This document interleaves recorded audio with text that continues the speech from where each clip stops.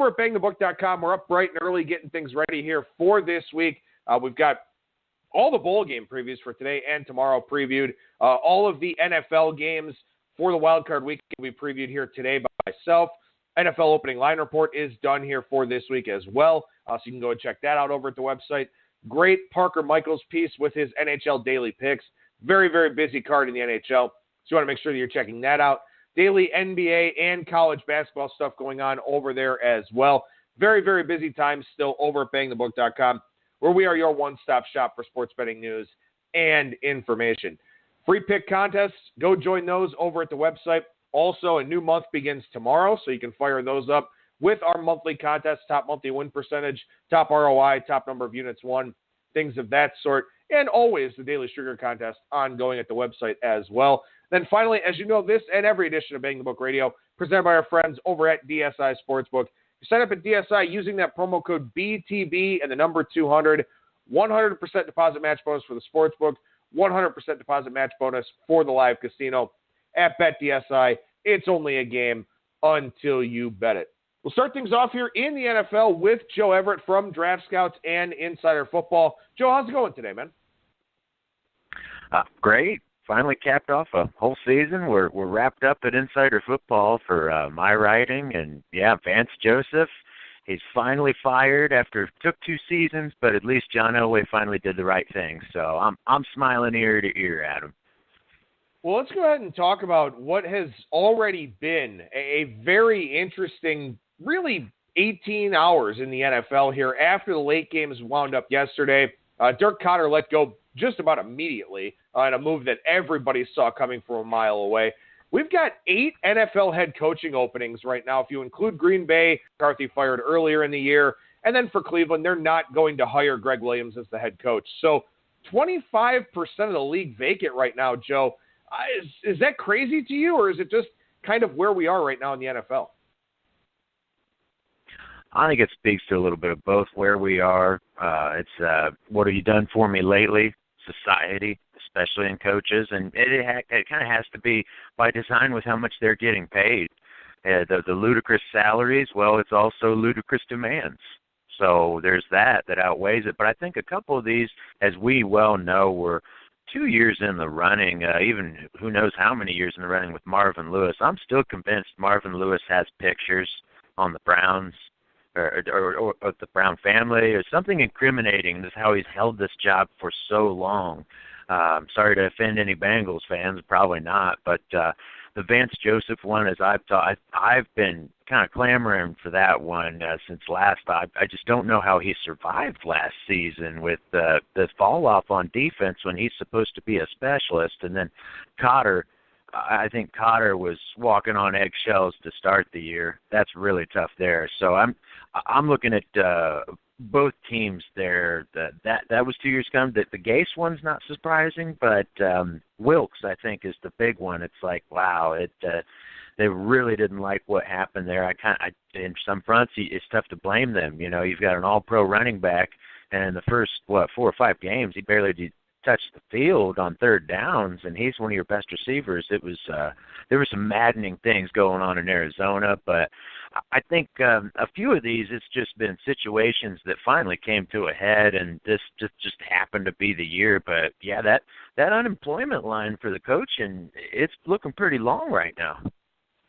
Yeah, it really is. And it looks like Steve Wilkes is going to go back to Carolina, be reunited with Ron Rivera. That seems to be the buzz that's out there right now. So he'll land on his feet. And quite frankly, I mean, if you're going to draft Josh Rosen where you did, and the plan for the Cardinals was to take a quarterback, and they certainly needed one. You know, obviously Carson Palmer was just old, and you couldn't really rely on him from a health standpoint.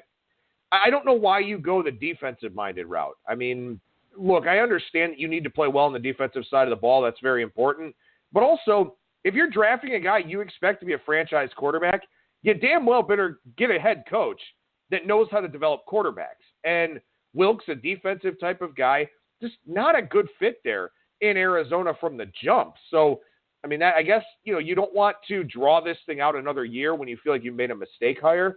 But, what's interesting to me here about all this is the same retread dudes getting brought up for interviews. Bruce Arians is going to interview for the Tampa Bay job and the Cleveland job. You've got Mike McCarthy getting interviews. You've got Jack Del Rio and Jim Caldwell. And I want to get your take on this, Joe, because I have a take on it, and I want to hear your thoughts. What is it about these retread dudes? I mean, you look at what's going on in the game here. Look at Indianapolis. Look at Frank Reich and what they're doing offensively. Look at Doug Peterson, Matt Nagy, and even Matt LaFleur, with Tennessee, getting that mess of an offense to a win-or-go-home scenario in Week 17. The game is changing. The game is evolving, particularly on offense. Why do these retread dudes keep getting interviews? I think it's funny, the nepotism of the NFL at times.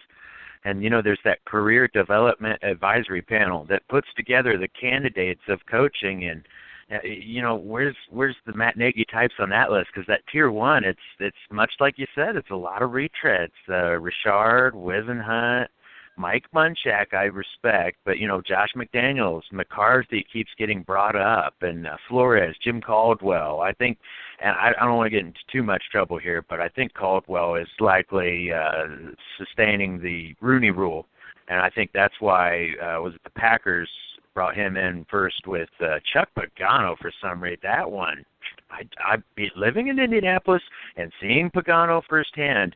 I don't know why anyone would give that man a head coaching job. Maybe coordinator, but maybe someone owes someone a favor there. But Caldwell, I believe, is satisfying the Rooney Rule requirement there, and that's why he's being brought up. But it is kind of really makes you want to bang your head up against the wall with some of these guys. Like, I just think Caldwell really has kind of run his course, and maybe I'm, guilty of the same thing. I keep bringing up Jim Schwartz's name, and maybe that's a fellow that the rest of the league has felt, he's run his course. But it's pretty confounding when guys like Gus Bradley that we've seen, yes, he's done a good job with the Chargers defense, but with Jacksonville, I think we got proof that it doesn't work. It's tough, but I think at the same time, though, we hear these names early in the game. There's still going to be some exciting candidates. Like you brought up, I think LaFleur has to be considered with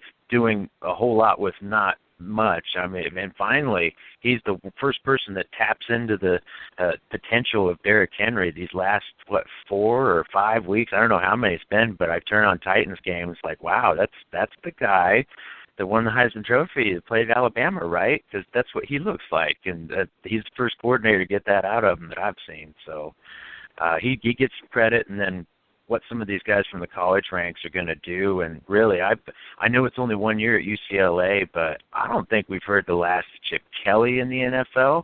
And I know Notre Dame's off that horrible loss. As an Irish fan, man, I've still got a black eye from just what Clemson did to us. It hurts. But I don't think we've heard the last of Kelly, both those Kellys. I think Brian, being, he's been successful at every route. He might want to try the NFL, and that's a guy I'd look at with open arms as a Broncos fan. Bring me Brian Kelly. I think this version of him is much better than the guy that arrived in South Bend. He's really not only, I think, gotten better as a head coach, but he would bring that fresh approach to Denver. So I think there's some other candidates out there that we haven't gotten interviewed yet because they're still working in the course of their year. Yeah, I'll be real interested to see which college guys get a look. I mean, I know that the Jets have kind of been linked to Harbaugh, and, Harbaugh seems like he's okay at Michigan. Seems like he's not going to leave that, cushy spot that he's in there. But, obviously, too, I mean, you look at what happened to Michigan there in the Peach Bowl against Florida, and maybe the formula just isn't working there in Ann Arbor. And, maybe Harbaugh does need a change. Maybe he does need to go back to the NFL. But that's the thing, is the NFL and college, I mean, yes, it's still football. Obviously, I understand that. And yes, there's the obvious that you have to go out and recruit in the college ranks. But it's so much different of a job. It's so much different of a game to have 18 to 22-year-old kids that you're trying to get through to, as opposed to trying to get through to grown men. And I think that's one of the reasons why these retread types of dudes keep getting looks. The game has passed a lot of these guys by. From an analytics standpoint, they're all behind the 8 ball, but maybe it's something that they're able to do from a communication standpoint with these players. You look at Hugh Jackson, for example, and at least the appearances that Hard Knocks gave were that, this is a guy that can communicate with players. And as we're finding out with Baker Mayfield staring him down and Demarius Randall showing him up and all that, maybe Hard Knocks didn't really portray that in the same kind of light that, the day-to-day dealings were in the locker room. But I think that that's the thing for me, is that I think that a lot of executives and front offices and owners and CEOs are really worried about, if I bring Lincoln Riley into a situation with Tampa Bay or Green Bay or something like that, and there are guys in that locker room that are his age or older than him, can he win over that locker room? And I think that too many franchises are unwilling to take that risk, but I think it's a risk worth taking. If you can change the game, if you can do things in a different kind of way, and look, Lincoln Riley made several mistakes in that game against Alabama, several mistakes from a clock management standpoint. Kicking field goals was clearly pointless in that game, so not his best showcase by any means, but I think you've got to push the envelope. I think you have to think outside the box. With 8 openings and only so many retreads to go around, it's time to take some chances. It's time to gamble, because a lot of these teams are firing coaches because they have been status quo for the last several years. I don't think you have anything to lose in that regard. Think outside the damn box. No, I agree. And it's a new day. These 20-somethings that are getting millions of dollars, they don't care about rep. They don't care about age, status, nothing. It's like just wins. What are we doing? How am I getting stats? How am I getting paid? And it's very much a bottom line with the players now. And being established, they really couldn't care less. I think that's why we've seen success from newbies like Sean McVay, like Matt Nagy. It's like, oh, is this new? Is this something different than whatever? I'll buy in right now and run this play. I think that's why they're having some success. They're also really good rosters those guys happen to be running too. But it really makes me lean to your thinking as far as staying away from the retread. I'll just say it right now too with Harbaugh. I hope he doesn't come to my team. He's cuckoo crazy at this point. Even the interviews, like there's something in almost every press conference I hear from him to where I'm like, well, who says that? Why would you say that? Like in this thing with the milk, and like I think he's just lost in recruiting and college and sleepovers, and I'm very content to leave him where he is and some of these other retreads like you mentioned. And I'd take the shot on maybe even not even the Titans offensive coordinator. What about, I know I live in Indianapolis, but Nick Sirianni and what he's learned from Frank Reich and what he has potentially as a head coach. I mean, there's another, maybe an outside-the-box hiring that could happen you never know how far in this postseason that maybe all of a sudden Sirianni is just piping hot name right off the stove. Well, and I think, too, I think you have to evolve as a franchise, because you look at these quarterbacks that are coming out of college, and how many of these guys down the line here are going to be running these pro-style offenses? And, teams wind up reaching for dudes that, have measurables and stuff like that, but they'll reach for dudes that are playing something that looks like an NFL scheme. Well, maybe the NFL needs to change a little bit. Maybe, you've got this Baker Mayfield guy running a lot of RPO-type stuff for Oklahoma and, all the different things that he was doing last year with Lincoln Riley. And it took Freddie Kitchens thinking outside the box, maybe changing up his plans and his perspective a little bit, and also changing up some protections to keep this kid upright. But that's what it takes. It takes doing something out of the ordinary, doing something a little bit different. And even if it's not from a head coaching standpoint, and I look at Philadelphia as a perfect example for this, will Dan Quinn be able to mesh with some brash, new, modern type of offensive coordinator? Will Matt Ryan be able to mesh with that?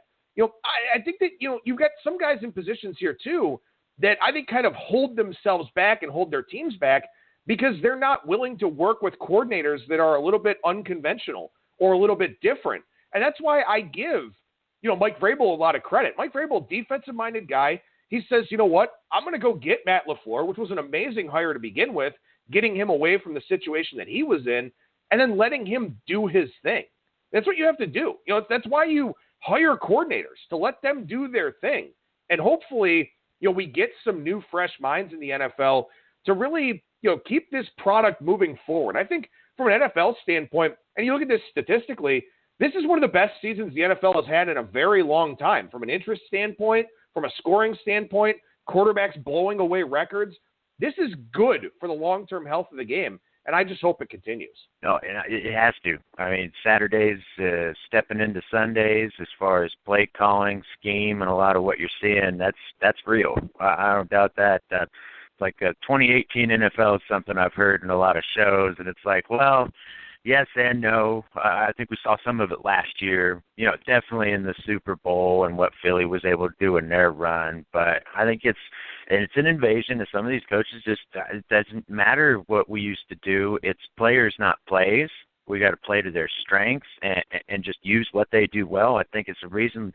It's a neat topic, like, Matt Ryan and the style of QB he is and what's going on there. They may potentially hold themselves, should they make a coaching change, maybe they don't go outside the box due to his style. And I think maybe that style of quarterback, that's the reason, Joe Flacco is out in Baltimore because they want something new. And let's be honest, they're in the playoffs because they've got that whole new dimension on offense. And I think we're going to have to see more of that because it's just it's a very, the NFL's always been about keeping up with the Joneses, and a copycat league it is. We're going to see even more of this, I think. And like I said, more of these college coaches are going to get serious looks. I've even heard, at the end of this Clemson run here, maybe Dabo Swinney, I wouldn't be surprised. If you're an NFL team, why wouldn't you? You're a Raiders team that desperately needs a culture change. Well, there's a guy that is capable of doing it. So I think, there better be some more outside-of-the-box hirings, or else there's going to be other people losing their jobs and other GMs trying to hire new coaches. Well, and one of the things I'm going to talk about a little bit later, I'm going to expand on when I close up the show, talking about some New Year's betting resolutions and stuff like that. One of the things I've found in the NFL, one of the things I incorporated later in the season, and I went 31-13-1 over the last 9 weeks, in the Super Contest, I started looking more at, coaching and scheme. I mean, yes, situations matter, but coaching and scheme matter a hell of a lot more. And I'm finding that to be the case really across all of the sports. If you run some queries and things like that, situational spots in some respects are still, very viable, but it's just about the teams that maximize their talent the most, have the best game plans. They're the ones that wind up winning the games. And the ones that wind up covering the numbers. They are the teams that execute that scripted game plan in the first quarter, get out to a lead and play from in front. And then in the fourth quarter, they execute what they're supposed to do because they don't panic. They don't get rattled. And when you look at the 6 playoff teams that we have from each conference here, a lot of those teams are present. New England obviously does this year after year. Even with Tom Brady falling off relatively dramatically this season, they still win 11 games. Sony Michel had a great year running the football. They've adapted. They've changed. Baltimore, they go from Joe Flacco to Lamar Jackson. We've talked about it. They've changed. Offensively, they are completely different than they previously were, and the defense is still very good. Houston and Indianapolis, two very good offenses, turnover, prone defenses. They've been doing a lot of good things in that regard. Kansas City and the Chargers speak for themselves. So this is the thing about the NFL here. It's about coaching. It's about scheme. It's about execution. It is an execution league. And this ties everything together here where if you think outside the box and get execution, look at everything. I mean, watch the coach's film room for the 2 semifinal games. When you look at the execution of the plays that those teams wanted to run, those defenses had no idea what to do. Guys were running free. Guys were running open. That's what football is nowadays. It's about putting together a scheme and then executing it perfectly to the point where you put guys in space because they have impossible decisions to make. And that's why the NFL, is trending the way that it is with, so many top-heavy teams. I mean, except for Philadelphia, every team in the playoffs won at least 10 games. I can't remember the last time that happened. So, the NFL here, it's a changing dynamic. And like I said, I really hope that this does continue. Well, I got to say that it's made scouting harder because of that college game. That's what it's predominant on, mismatches. It's a numbers game. It's about just getting defenders in poor positioning and just taking advantage of that play after play, and they just pry on that to where it's just like, well, it's difficult to evaluate, but it's very effective, and that's what it's going to have to invade into the game, but I'll have to add, 31, 13, and 9 last 9 weeks of the Super Contest. I don't know how you did that with the guests you had on Fridays. That just speaks to your level of mastery, I'd have to say, Adam.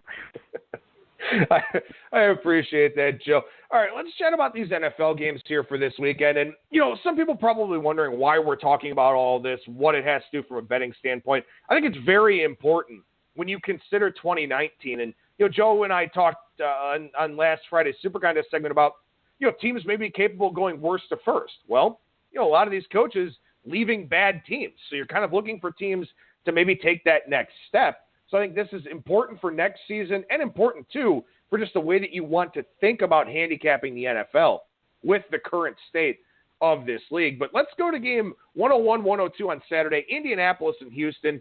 Houston, 2.5-point favorite on the opener, total 47.5 for this one. And, Joe, I got to say, before we really break down this game from a betting standpoint, this Andrew Luck thing is one of the best stories in the NFL because this is a guy that, missed the better part of 2 years. We weren't sure if he was ever going to play again and certainly not play again at the same level. He may be better than ever right now. Oh, it's back to the old Andrew Luck we knew, especially in the terms of pocket presence. It's just a joy to watch. He senses the pressure.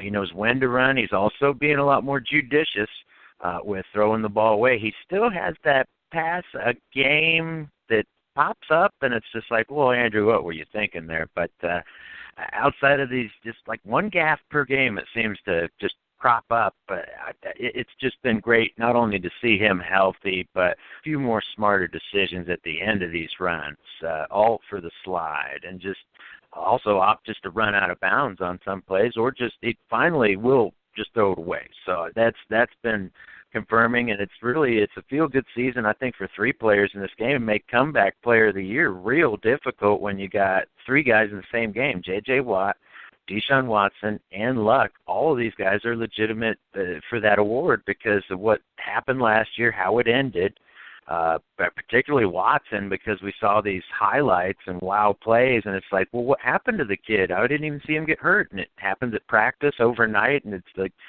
season over. So I think all three of those guys, strong case, and I think you could say the same thing about Watson and Watt that you say about Luck. I personally would fess up, I doubted Watt would be back with that back injury. Those back injuries and just those disc issues with a guy that initiates contact on every play, it's so concerning. And the fact that Watt's just, I got to imagine he's playing through some pain here, but still, the condition he's come back in, he's not taking plays off. He's just 110% again. He's not switching up sides as much. I don't see him as active like pre-snap, and they're not demanding big things. He's pretty much opposite right tackle every play, but he is very effective again, and seeing him close to whole was what I was hoping, but he's beyond that. He's back to what we knew of that MVP type player, and yeah, it's just a good game to watch. I know we've already seen it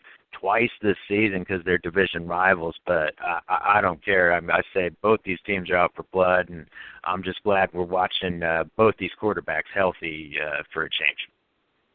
Well, and you look at this game here, and I think that we're going to see probably both sharp and public money on Indianapolis in this game. I would not be shocked if this game closes Indianapolis -1 or something like that. I think it's tough for people to make a case for Houston right now. I mean, this is a team that, was plus 13 in turnover margin during the regular season. 16 turnovers, had 29 takeaways, including 14 fumble recoveries, which led the league. Fumble luck, something that we can kind of dig into a little bit as we break these games down this week. Very good at stopping the run, but did have some issues against the pass here. And in the two games where the Texans faced the Colts had 437 passing yards in week 4. That's very early in the Frank Reich tenure. Then 386 yards in week 14.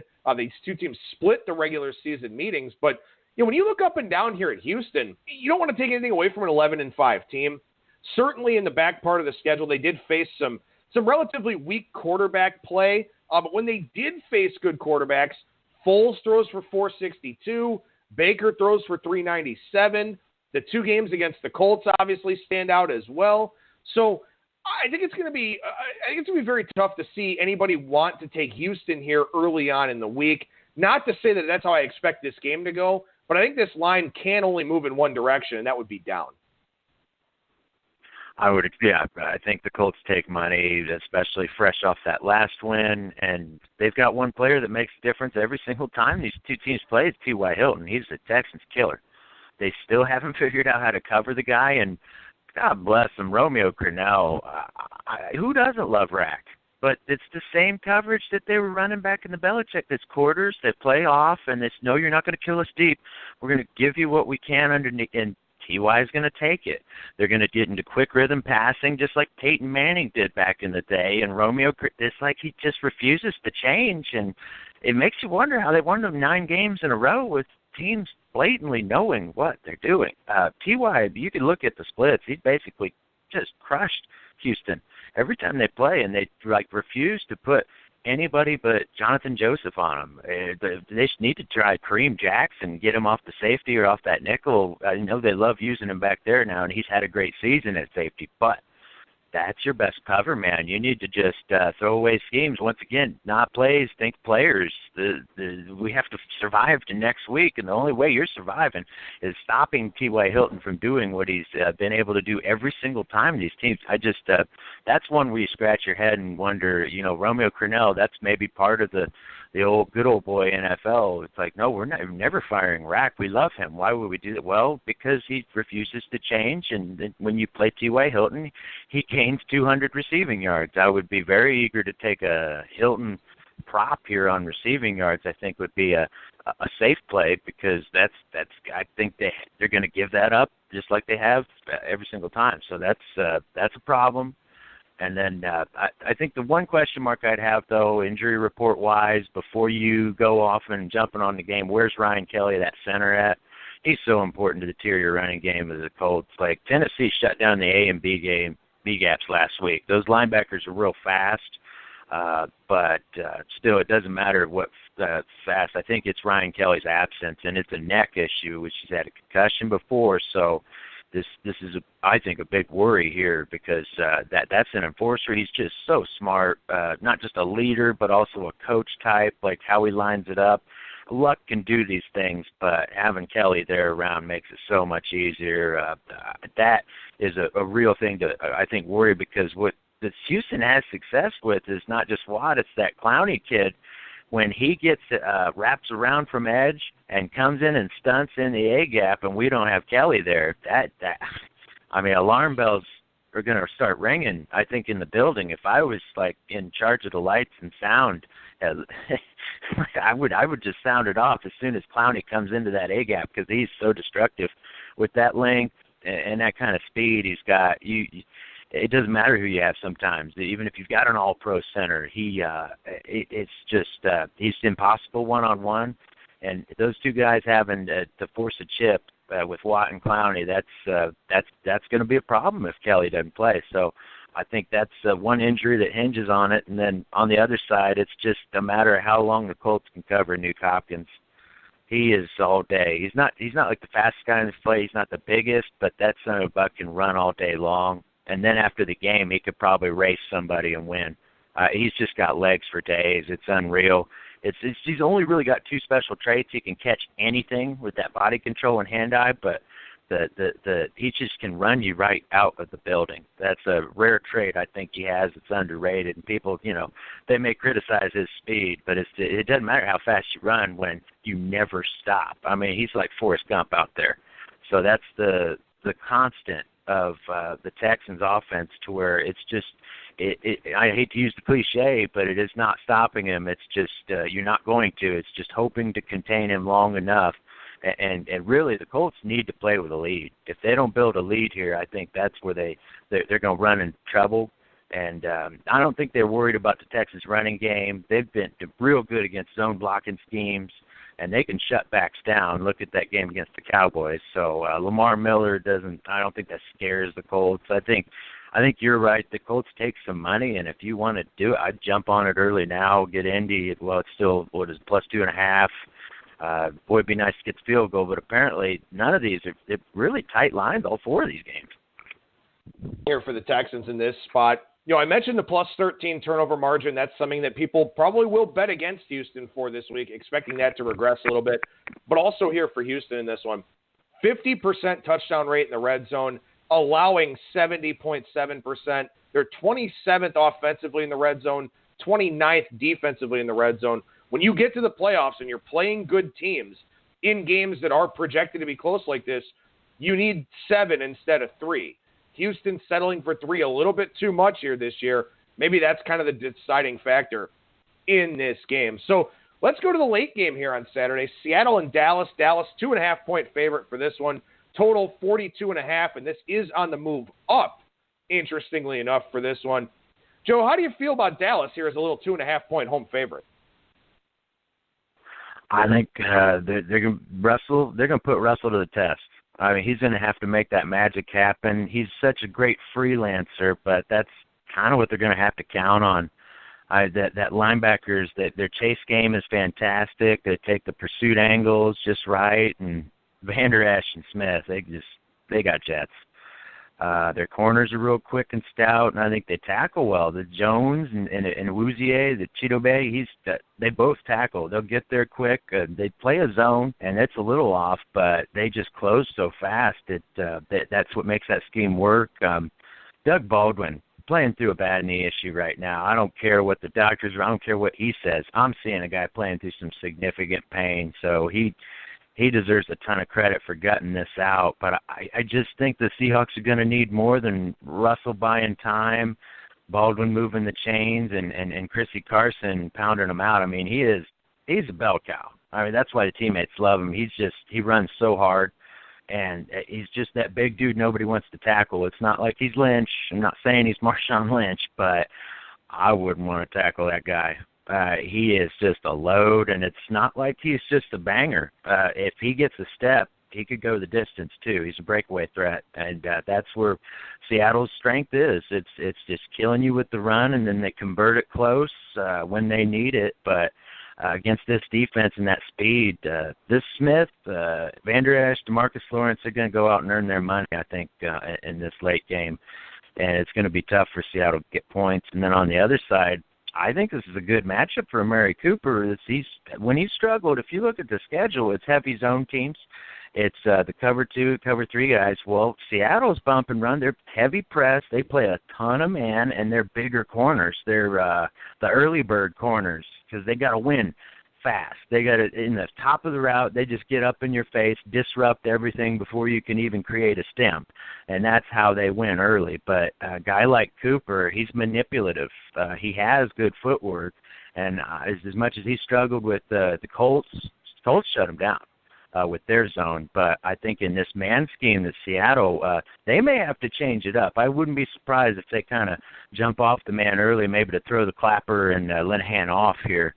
But I think Cooper might have a much improved game. And speaking of earning his keep, if he's going to get re-signed and whatnot and, make sure he earns all that deal, this is step one, Murray. So I think a lot of pressure is there on him. But the Cowboys resting up that run game with Zach Martin and Tyron Smith all on the sidelines, Zeke getting fresh. Heck, they didn't really use Rod Smith, Jalen's brother, that much. So I think they're ready to run, and Bobby Wagner's kind of the man on the island there. He doesn't have KJ Wright, Big Nasty on the other side. At least KJ's not healthy with that knee, and it's just not the same Seattle front four. They're not going to be able to contain Zeke for the whole game is what I'd worry about. I'd lean Cowboys right now. I'm pretty sure Zach Martin's healthy. I hate to say it's on one lineman or something, but boy, I tell you, these centers and guards in today's league more than ever, it's just so important to not only stymie that pressure that gets up in your face at the start of a pass route, but the presence that a Martin brings in that running game, that would be upsetting if he didn't play. So I think he's got to be minded on the injury report. But I don't know about it. If you said there's action going, the points going up, that kind of makes me scratch my head because I see two defenses that know each other. and have a plan. And I think two teams that want to run the piss out of the ball with two running quarterbacks. So I don't know. I'm not saying I'm playing an under, but I certainly wouldn't like an over. If anyone's screaming off an over, they better make a strong case, I think, because these are two defenses that will be ready. Yeah, I mean, I guess you look at this game and you sort of look at the fact that the Seahawks are 30th in yards allowed per carry. So the expectation would be for Dallas to move the ball a little bit here. And probably the expectation as well that, Russell Wilson does what Russell Wilson does. And, I think this is going to be an interesting one to watch from a line movement standpoint because I kind of lean the Dallas route as well. I mean, I think Dallas, for all the reasons you mentioned, I think Amari Cooper can have success in this matchup. And also, too, obviously the Seahawks can be run against, as teams did do that over the course of the season here. I think the interesting thing about this game is that these are probably both fade teams in a lot of people's minds come playoff time. You've got a Seahawks team that's plus 15 in turnover margin. They were outgained on a per-play basis, gave up almost 6 yards per play this regular season. So they're a fade team in that regard. And sharp bettors have gone against Seattle quite a bit here over the last several weeks. But Dallas is a fade team because you get Jason Garrett in the playoffs. I like Dallas a little bit, but I think I'm more interested in seeing where the market lines up for this game because you've got a Seattle run defense that's not very good, a Dallas defense that is very good, but a pretty noticeable coaching mismatch. Yeah, that's exactly the problem I've got. I believe in the coaching side of Seattle, but I think Dallas just got the better roster here. But I'd agree, too, that these two teams are not playing well. Entering the playoffs, they're kind of the opposite that you want. I'm not saying they're cold by any means, but both banged up, and I just think Seattle, as a roster, a little more banged up and just a little bit more of a disadvantage on offense. They need a healthy Doug Baldwin, and that's just not the case. Where they're at tight end, it's just I don't know that Chris Carson and Russell get it done there for them. All right, so let's go to Sunday here, and the poor Los Angeles Chargers. I mean, you go 12-4, and your reward in the wild card weekend is to travel cross-country and play a 10 a.m. kickoff against the Baltimore Ravens. Brutal spot for the Chargers, to say the least. Yeah, it's the playoffs. Yeah, they should overcome it, but still very, very difficult here for this Chargers team. Of course, these two teams played just a few weeks ago on Saturday night. Chargers took money in the sharp market, were a 4-point favorite, lost the game outright 22-10 to Baltimore. The Ravens, a 2.5-point favorite here at home, Joe. It's hard to like the Chargers. Like you meant, the 10 a.m. body clock. The last game, I think we broke the last game down, the coaching advantage there. Not just Wink Martindale and what he's been able to do, but Eric Weddle playing how many years against Phillip Rivers and finally getting his shot to tee off against this buddy. I wish we had coaching advantages in all these games, but now at the second time around, I think it's going to be a little bit different. There's certainly, I think, Ken Wisenhunt, he'll break down that last matchup. There'll be some more back and forth scoring, I predict. Hunter Henry, Stephen A. Smith's favorite player, Hunter Henry should actually be active game, and Melvin Gordon should be back in tow as well, or at least closer to it. All their wide receivers are playing, but just watching last week's game, I don't think Tyrell Williams is playing as well he was at the beginning of the year as far as just, like in-season scouting the opposition from the Broncos. I love watching Broncos games and, what I'd tell John Elway if I got the chance kind of thing. And, Isaac Yiadom easily undercut him on a lazy sideline comeback where it looks like Tyrell Williams is running like half speed. So, and furthermore, if I'm a Chargers film room guy, I'm calling an adult for consultation because we have somebody getting away with a crime. He's getting paid for running half speed like Jared Cook on Oakland. Like, you can't do that.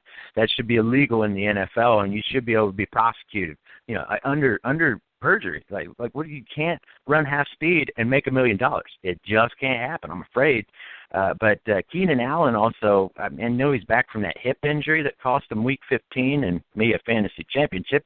I don't know where he's at. Where is Melvin Gordon? Is this the same? The only guy I can count on from the Chargers, I'm going to say it right now, is Phillip Rivers. He's still playing well. Even in that last game, I thought he was throwing well. It's just some of his receivers didn't make the plays. The blocking's not the same. If he doesn't get the protection, obviously, but I don't think it's going to be Rivers' fault. I think he'll come prepared. They're going to score a lot more than 10 than the 10 they did last. The biggest issue is that nothing's changed in Baltimore. It's going to be hard to.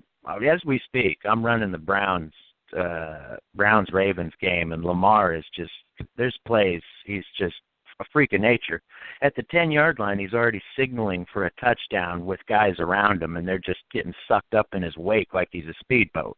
That's the rare speed he's got. And I don't know, the Chargers linebackers against him, that front, they've got some good edge pressure. The only scenario where I like the Chargers is they get that early lead, they unleash Bosa and Ingram, and Lamar's forced to pass, but I just don't see Baltimore letting that happen. I think that they're going to put the clamps on early, and then they're also going to have success running the ball. I think that's another one. I hate to be Mr. Prop on the show, but I think the safest play probably on the whole board is the Lamar Jackson rushing prop, because he has to, win or lose, no matter how the game unfolds. They want to establish the run. That'll be difficult for those Chargers linebackers, and then even if the worst should happen, Chargers build the lead, garbage time, they'll drop covers, they'll take that extra contain out, add an extra DB. Lamar will have underneath to run in garbage yardage. So I think as long as they don't set it up to like 70 or higher or something crazy because they see the same thing, I think he runs for 90 yards, maybe a hundo in this game. So that's it's just going to be – now, he didn't blow up in the last game. I think that was probably one of his like maybe the lowest rushing total of his season, if memory serves. So I'm not basing that off that. I just think as this game plays out, win or lose, Lamar's going to have to cover some ground for this offense, and they kind of want him to. I think it plays into that matchup, and it stinks because I'd like to go with Wisenhunt and Phillip to get the revenge and exact it on Martindale here, kind of old AFC West rivals, but it's tough to like the Chargers in this, especially like I mentioned, the lack of effort I'm seeing from the Williams kid, and I don't know where Allen is. I like Mike Williams, though, that Clemson receiver. He's really starting to turn into something finally, avoiding the injuries. But I guess I'd have to lean Baltimore here. I don't like a side either way just yet because I still do fear. I fear that knowledge they have on the Chargers offense there. It's very real, and Weddle, that guy, I've said it before on the show, I'll say it, I think he's a coach in future years that he's going to develop into potentially a real good head coach if he wants it. Now, some players, they don't care. They make their money and go do whatever they want and live retirement and happy. But, the X's and O's, the respect he gets from other players, having played, if I was running a team, I'd convince Weddle to join a coaching staff as an intern or an assistant at the least just to get him started. Well, and in this game here, we're seeing a little bit of Chargers money hit the board now at some of the shops offshore, including Pinnacle. Juice kind of moving around on this one. We're still 2.5, but the juice sort of moving around a little bit. Keep in mind, too, that for the first meeting between these two teams, that's when Kenny Wisenhunt was going out to Atlanta to interview for the Georgia Tech job. So he was a little bit distracted. Here, the game plan, will be a little bit stronger, but there's just it's so hard to cover these mobile quarterbacks because, you have to worry about so many different things nowadays in the NFL. And, if you're a linebacker, you get caught on play fakes. Somebody's got to drop back in coverage.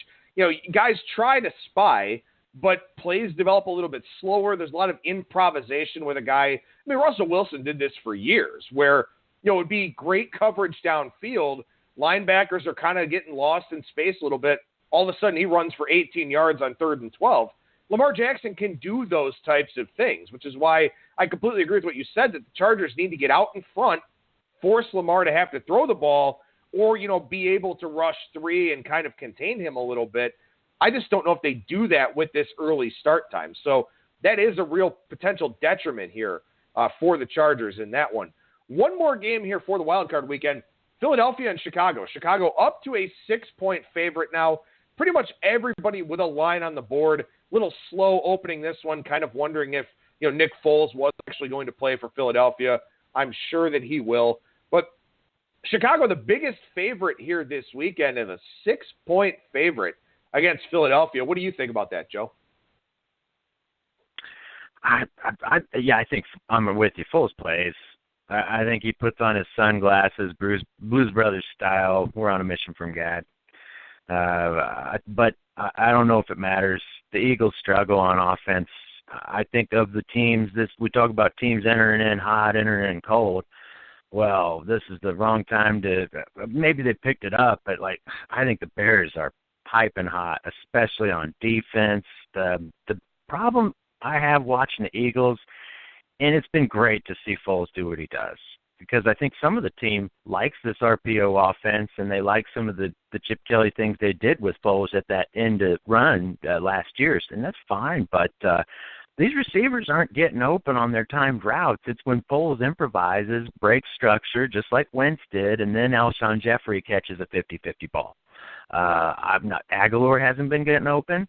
The only guy consistently is the Ertz and Goddard. Also, they've got a player in Goddard. If Ertz weren't so good at football, Goddard would be shining, I think, for the Eagles right now. That South Dakota State kid, he's down the line for them.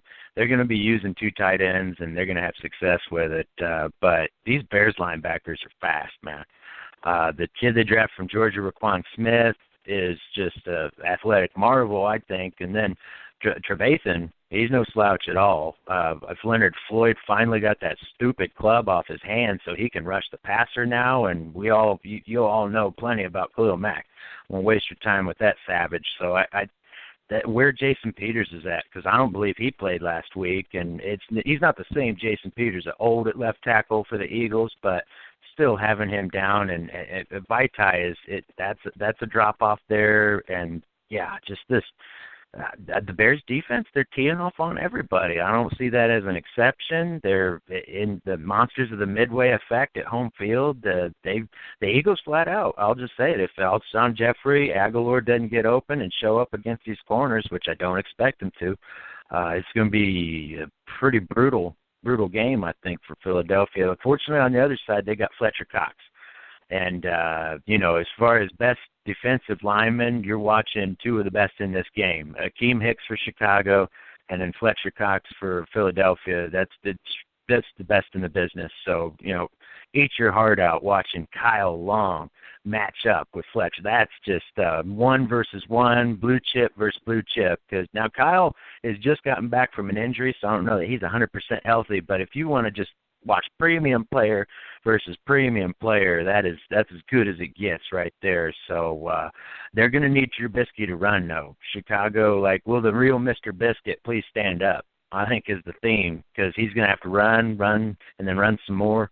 Bradham, the linebacker for Philly, he's pretty vicious and aggressive linebacker, but you can get that guy to bite.